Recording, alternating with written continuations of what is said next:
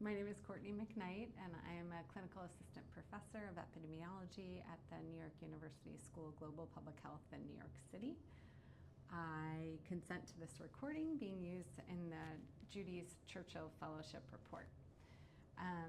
You want me to talk about You mentioned about the toxicology report that you produce for people that come in to support your people who use drugs engagement program, and how they were surprised with Sure. what they So, found.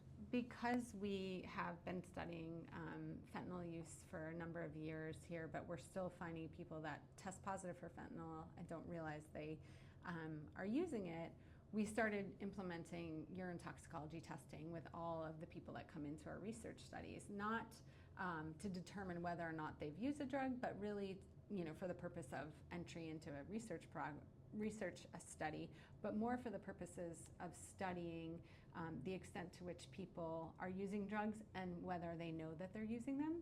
So right now we test for cocaine, methamphetamine, amphetamines, xylazine, heroin, morphine, and a couple of cocaine, a couple of other drugs. And what we're seeing is that we're allowed to give the results to people. So we do that as sort of an intervention so that people know what's in the supply, because not everyone is testing their drugs.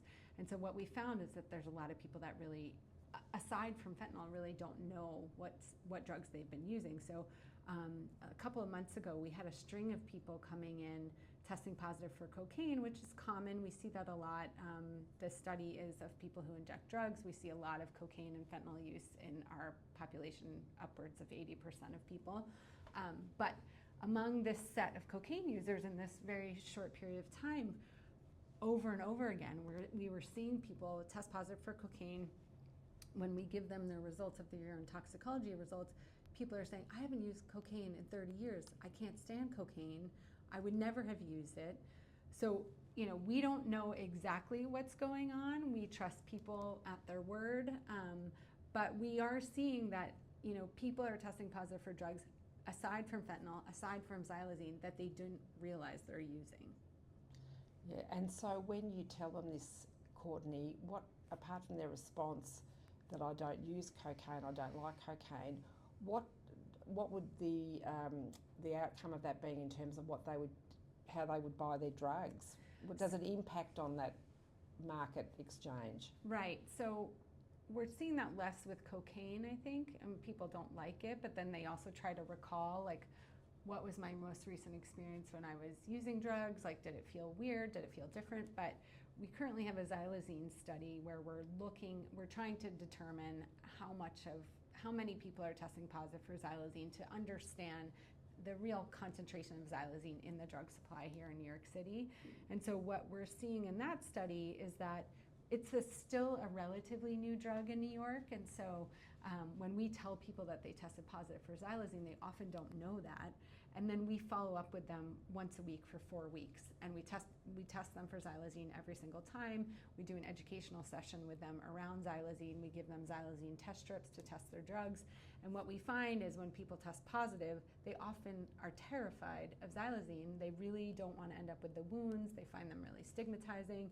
And so what they try to do is, the xylazine window of exposure for the test is about 12 to 24 hours. So people can really begin to think, where did I buy those drugs from in the last 12 to 24 hours? And what we're seeing in those subsequent interviews is that people really try to use that information to navigate who they're buying from, because people are often buying from a couple people. And so they'll say, okay, I bought from Jim or whatever in the last 12 to 24 hours, and I'm either going to tell Jim that his drugs have xylazine in them and I don't want that, or I'm going to go to other people because I don't want to be using xylazine. And of course this just confirms what we fear, and that is the poisonous drug supply that is flooding the world at the moment.